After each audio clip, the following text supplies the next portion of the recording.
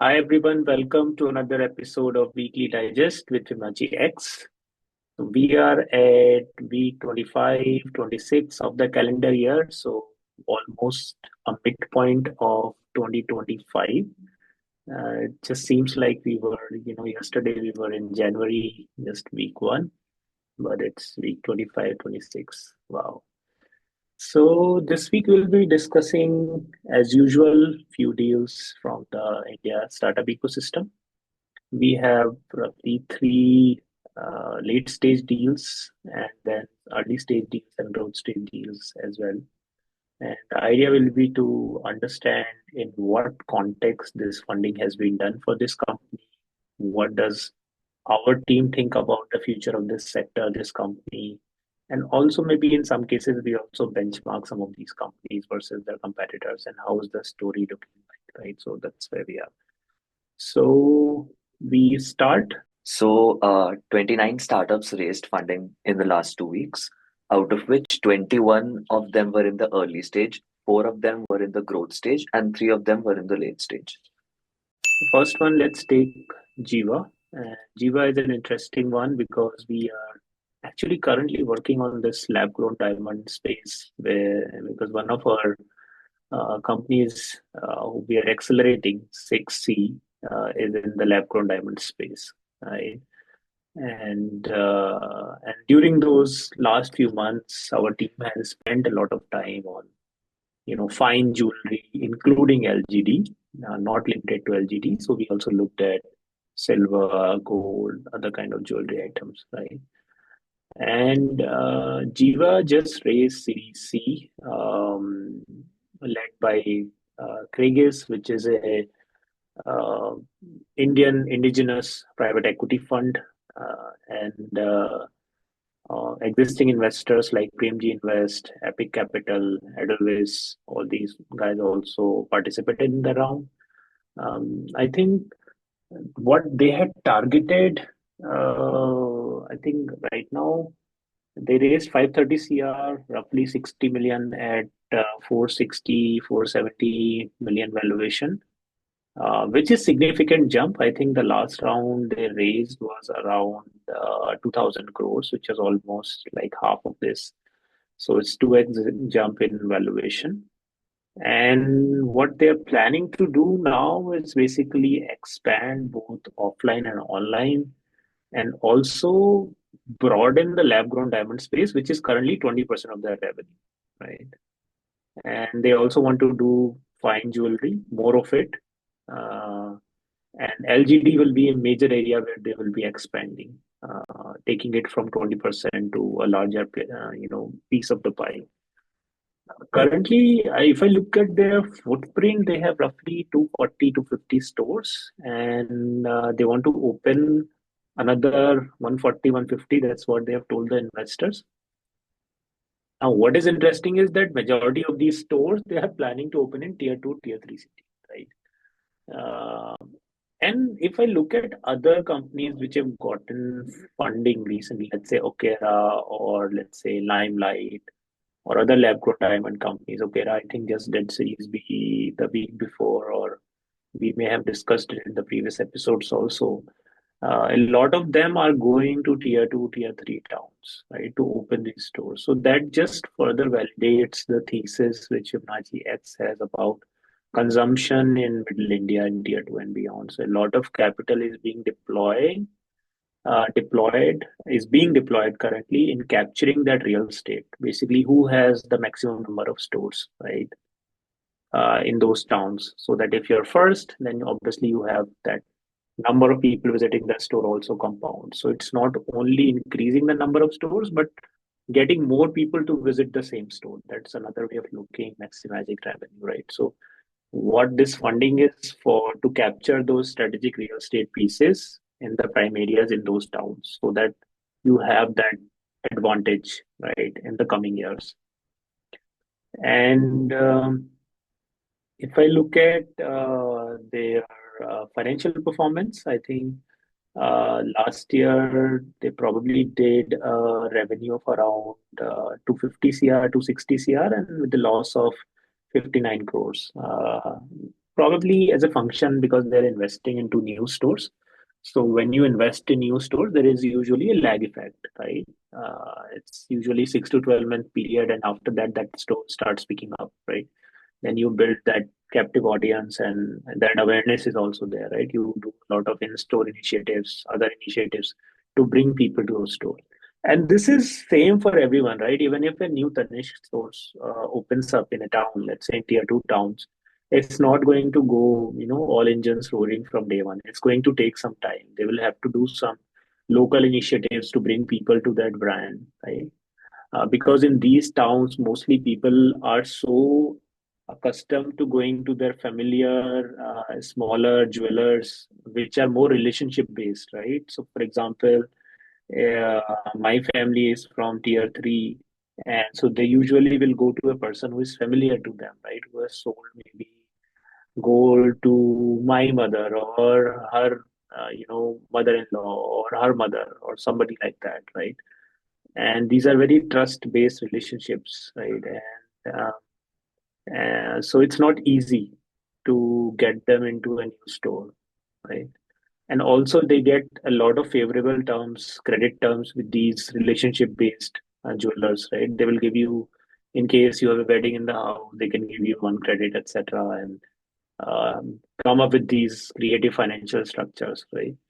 Which is not very what you can do at a Tanishq store, right? Either you can already need to have a formal credit with you in terms of credit card and loan, etc. Otherwise, there's no person-to-person interaction, right? There's only the store manager, right? So that's the typical story that when you enter these cities, tier two and beyond, it takes time for these brands to get people into their stores. And if I look at the sector of lab grown diamond, right? Globally, I think it should be now 20 to 30% of the overall diamond jewelry market, where Jiva is trying to focus more now, right? And I think the bigger benefit is obviously affordability, but diamonds are never about value. Diamonds are like champagne. So half of it is already out of the bottle by the time you actually get to drink it, right? It is not a 12-year-old scotch where you are, just you care with aging, etc., etc. If you are a value-seeking buyer, you will anyways not buy diamond. You will buy gold because diamonds, even if you have any kind of diamond to get a resale value when you go back to the same seller, it is not easy, right? Plus, you are not seeking that kind of value, right?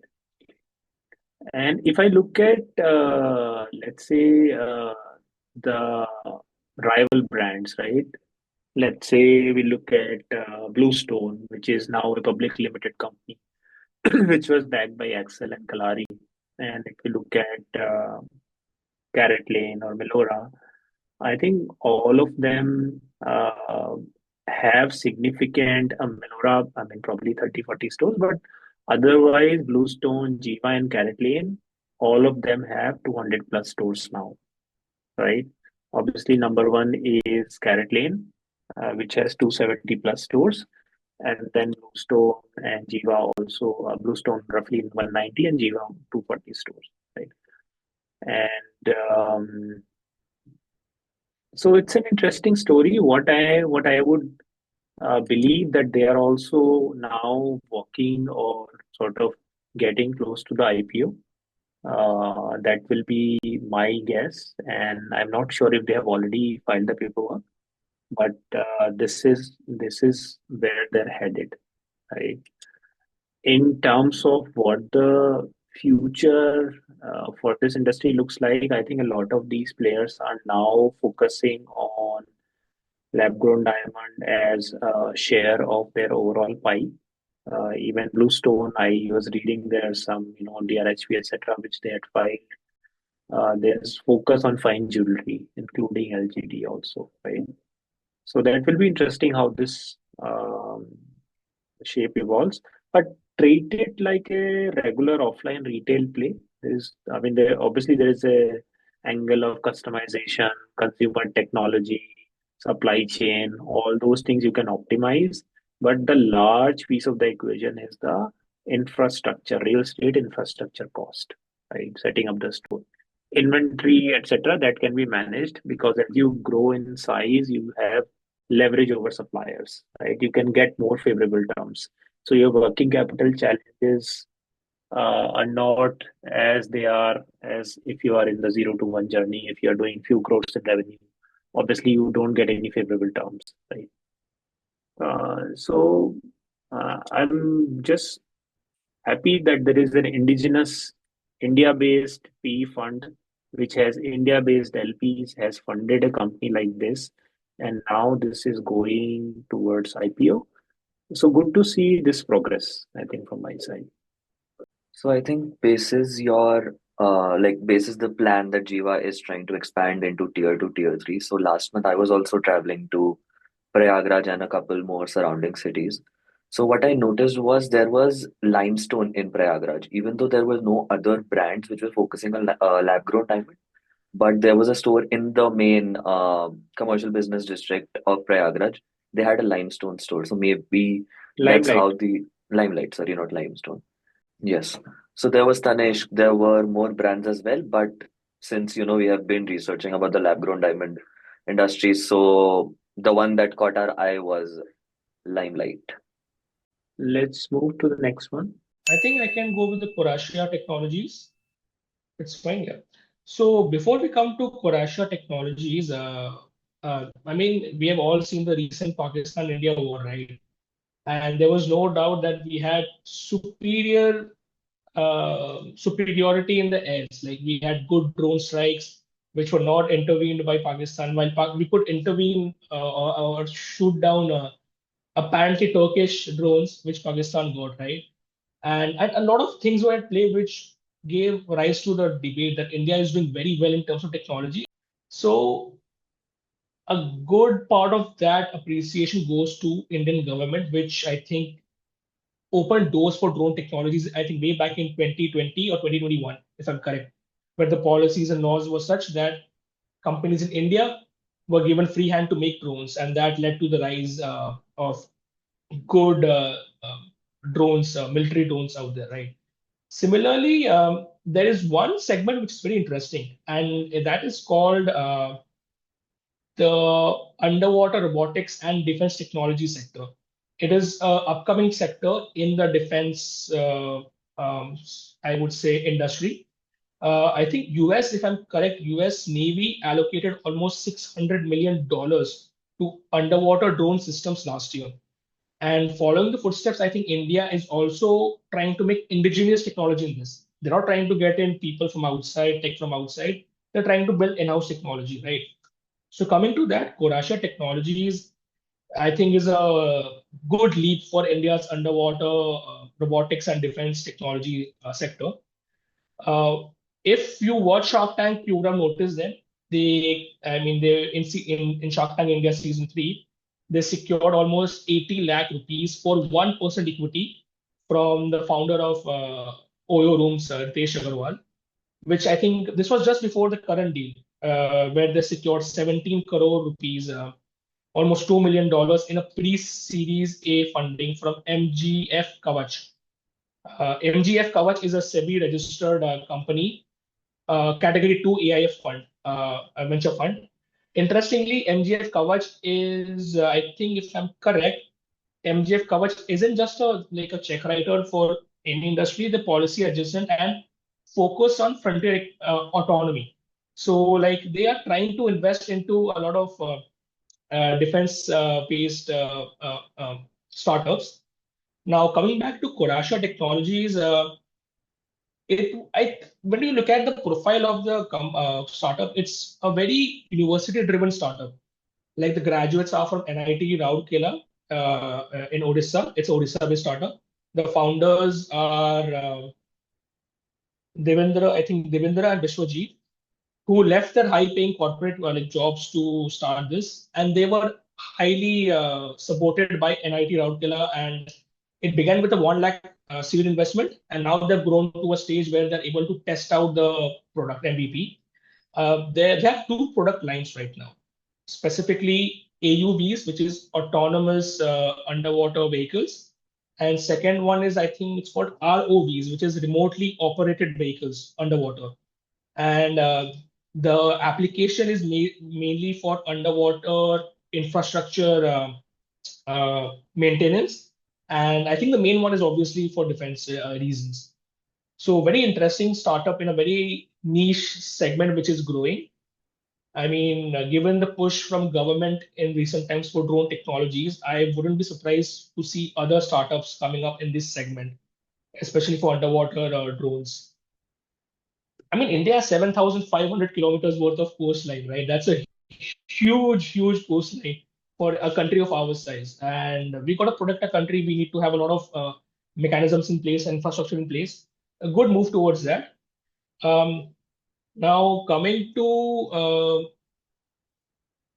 the founders, the founders are getting support from NIT and they are making good MVP. I think it all comes down to usage and fine tuning the products. One of the product is called Jaladata, which operates almost 150 meters underwater, and they have one more underwater rover which is called Jalasimha, which can go up to depths of 300 meters, which is commendable for what they have done till now.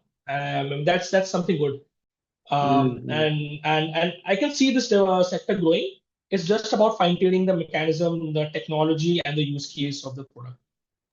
Yeah, yeah. I just looked up this Mount Tech Growth Fund, which is MGF, right? So MGF is actually the GP is Ajay Kumar, who is former Defense Secretary of India. So he, there is no reason to doubt that these companies are going to do well, Mm, because he will have a lot of know-how of how to bid for these projects. I'm not saying that he is directly going to influence any decisions because he had a cooling off period which was approved by SEBI few years after leaving the mm, job.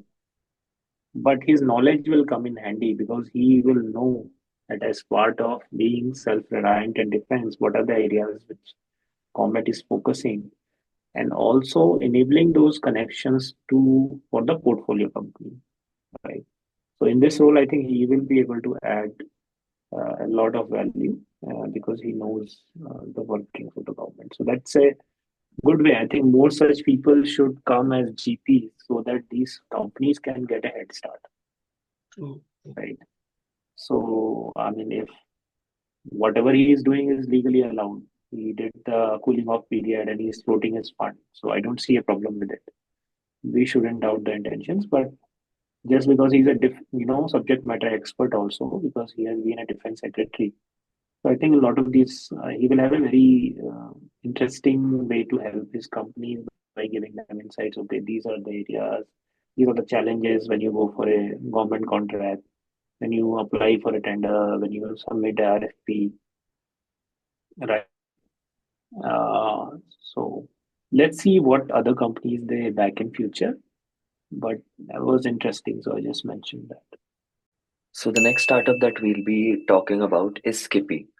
So Skippy is one of those brands that kind of bring back the nostalgia of having a cold packed slush just after school in hot summers.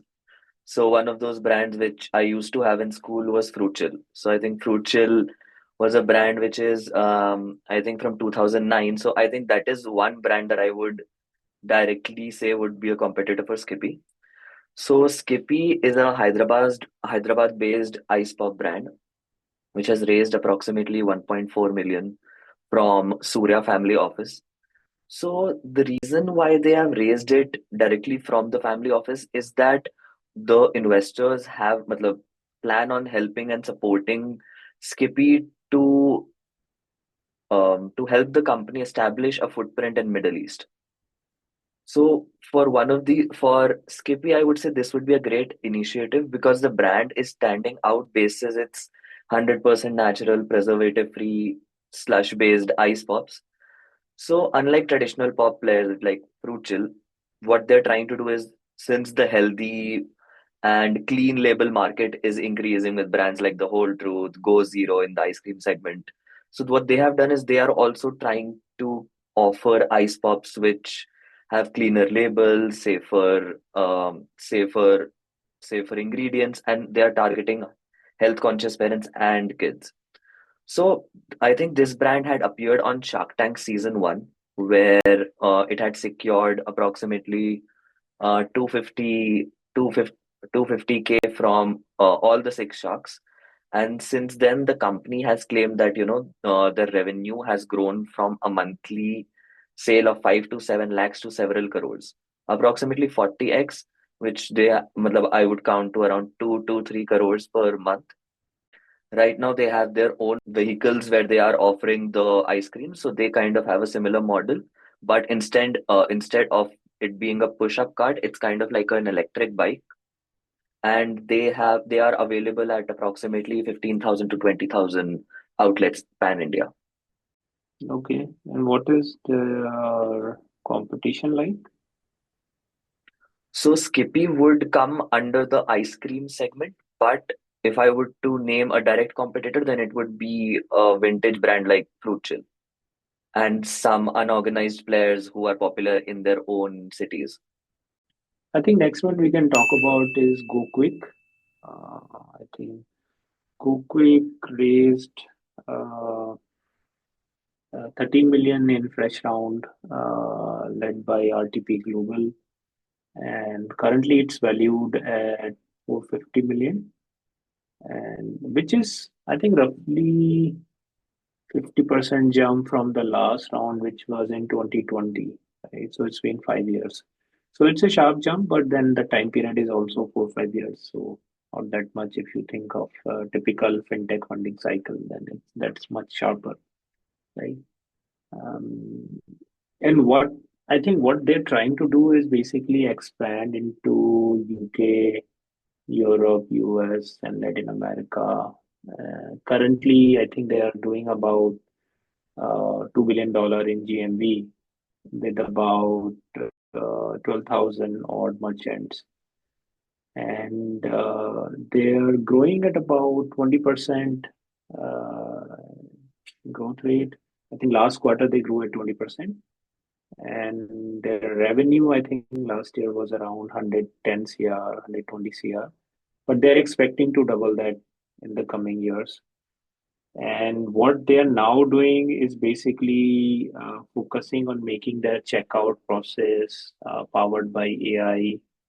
And they have products like Quick Checkout, Quick Engage, which is more I think WhatsApp commerce, and Quick Pass and Return Prime. And if you look at the bigger picture, right, where is GoKwik playing is basically the D2C wave, right? So they are enabling the scaling of a lot of D2C brands, right? So that's their strong suit. And if you look at, if let's compare GoKwik, Razorpay, and Cashfree. So Razorpay and Cashfree, I think the vintage is around. So they both of them started 2014-15, and GoKwik started in 2020, right? So this is the newest company. And funding wise, I think Razorpay would have raised somewhere around 700, 800 million, and Cashfree may have raised around 40 million, and GoKwik has raised around 68 million, I think, till now. Valuation wise, I think Razorpay is far ahead. Razorpay is valued at around 7 million, so it's on its way to become a decacorn in the coming years if it continues on the same path. And GoKwik is currently valued at around 450 million, right? If you look at the merchant count, then GoKwik has around 12,000 D2C brands. Razorpay is not limited to D2C only, it's a broad mix, small traders, everybody. So it's about 10 lakh customers they have, and Cashfree has about 3.5 lakh customers, right? Out of all these three, I think only Razorpay is also a new bank, which is, I think they can take a deposit up to 1 lakh and do multiple other things probably. And the focus for GoKwik is slightly different, is on WhatsApp commerce, returns, and RTO and checkout, right? So that's where the differentiation comes. So if you just benchmark it, so GoKwik is winning, trying to win through D2C depth, and Razorpay is just, I think now getting into SaaS. You can manage your payroll, you can do other things, including payments. Small businesses can do much more with Razorpay. So Razorpay is totally in a different league now, right? And cash free, I would say, is more on the infrastructure side with APIs and other things. So this distinction is there that GoKwik is very much focused on D2C depth. Razorpay is a large payment provider with scale and SaaS offerings which are expanding. And cash free remains a infra first pairs, which is strong on banking API, but not that is strong on the consumer facing e-commerce transactions, right? So these are three different. And obviously, you have global players like Shopify also in this space. I'm not bringing them into the comparison because their cap table and funding and valuation is completely different because a lot of their transactions are in other currency, right? So for us, it will be interesting again supporting one of the themes, which is D2C, common with young consumers. So let's see how they this round probably they could do another in the coming times, and that will be interesting. How does the valuation play out, right? Um, so again, now they're planning to expand to global markets. So that will also be interesting. How do they do outside with other D2C markets? Let's say if they go in the similar space to US, then how do they compete against existing integrated players like Shopify and other? And so will be interesting which markets they're planning. Right now, they have said UK, Europe, US, and Latin America, which is again saying probably they will be doing certain countries, right? Not all of it cannot be attempted. And in Europe, you can probably do Western Europe, but then again, each market has so many regulations when it comes to payments, right? But European Central Bank, I guess there could be some way you could access the whole block when it comes to payment regulations, but that will be interesting. Yeah. So the next one is called Seven, or it's also known as Seven Rings. It's a startup which is basically playing on the lines of, have you seen the mood rings that you have, right? Now imagine there used to be a health ring which you used to wear and used to give you indicators of your heart rate and this thing, a lot of biometrics right there, right? And it was quite popular, I guess, in Bangalore way back in 2021, 22.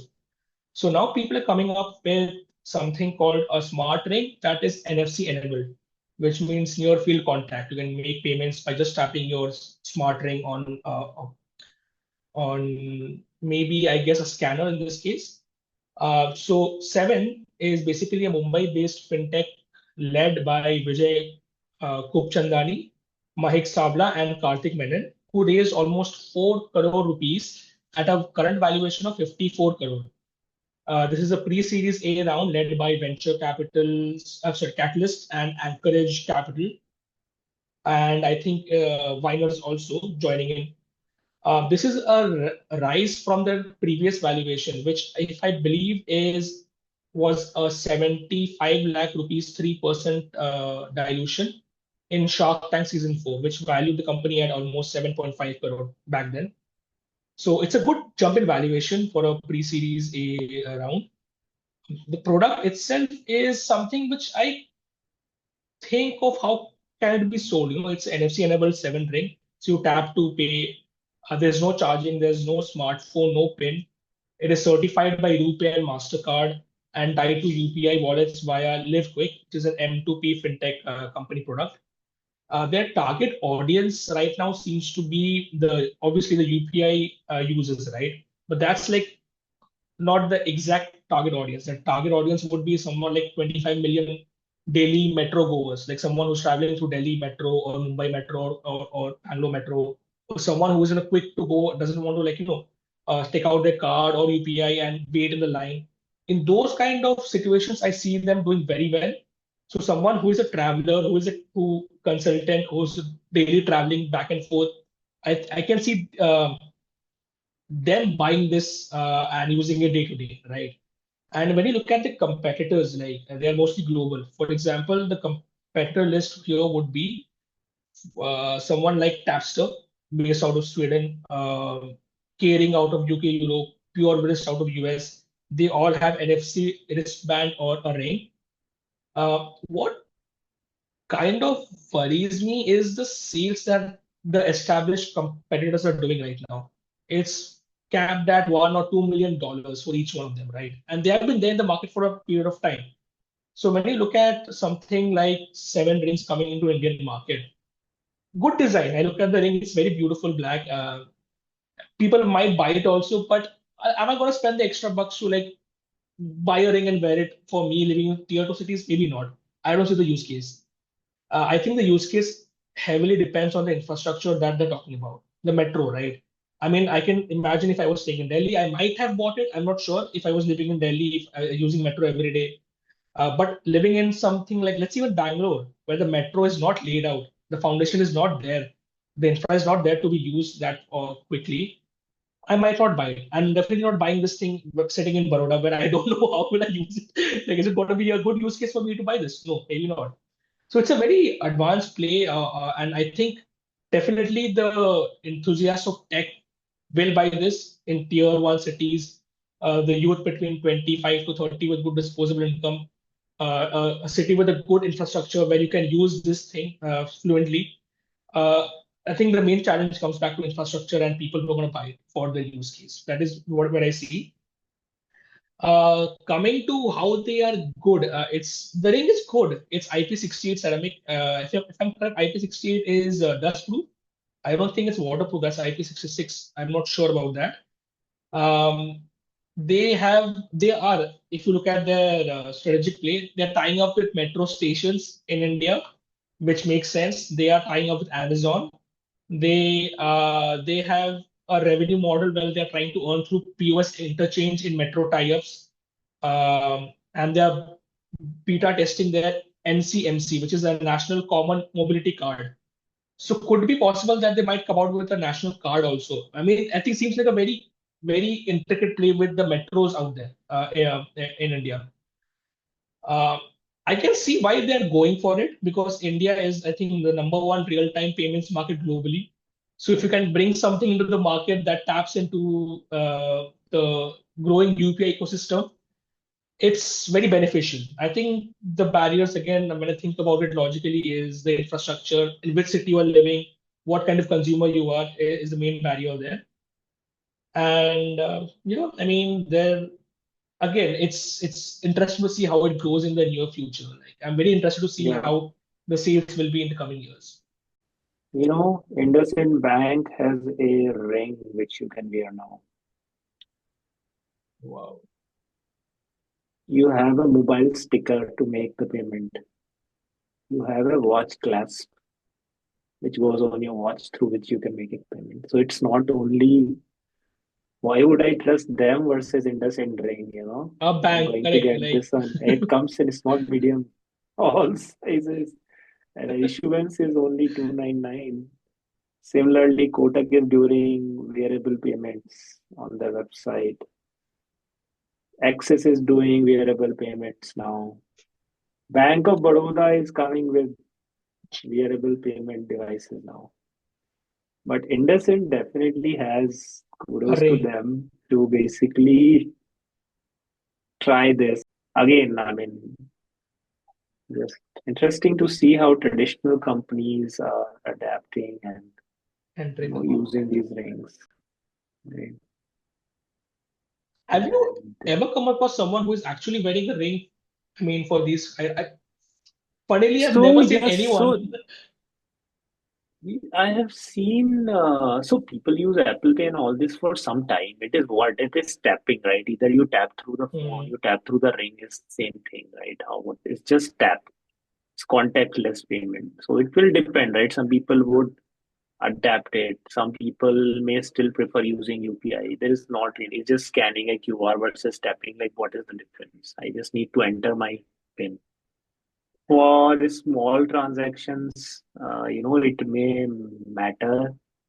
Uh, but for this startup which we were discussing, right, I think there is a annual fee of around 7,000 rupees, which is going to be a barrier versus somebody like Innocent Ring. I think this will be more trustworthy.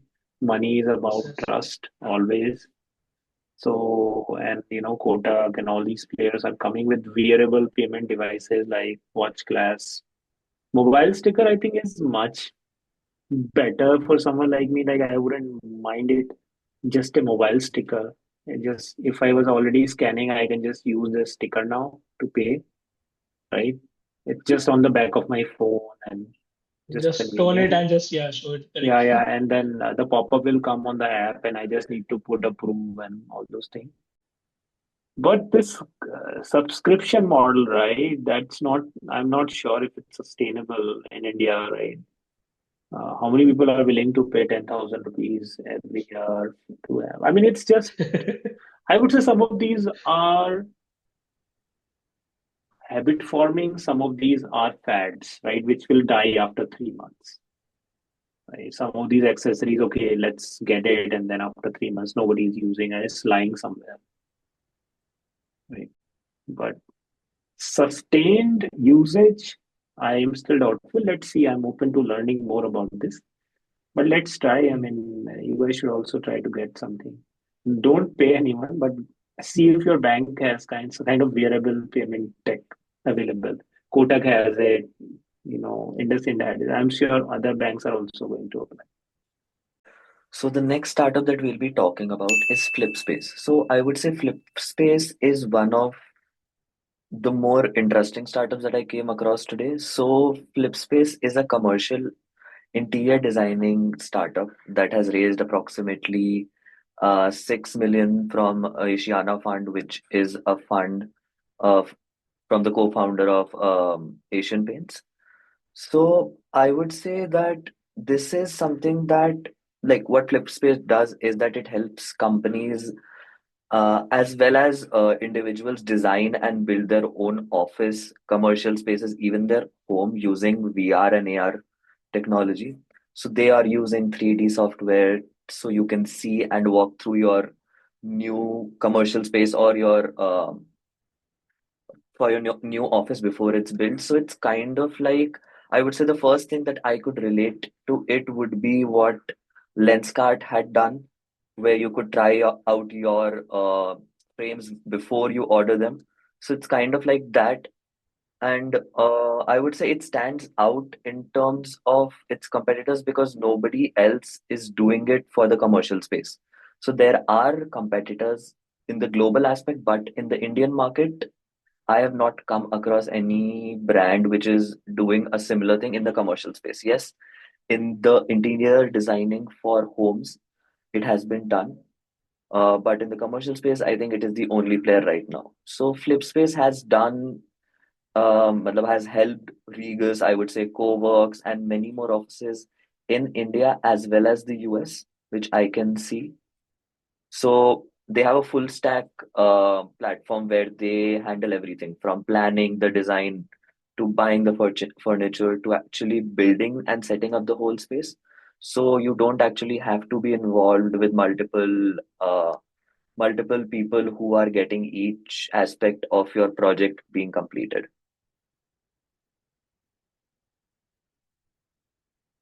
So I think this could be one of those aspects that people have used to use Pinterest to get some idea about how to design their rooms. So it could be used on an individual level for that, where people are actually checking out how their new room, which they're planning to design, could look in that aspect. Please subscribe and share our content. And also, in case you want to share feedback, we are happy to receive your feedback as well. Thank you for your time, and we'll connect. We'll see you again in 2 weeks from now. Thank you.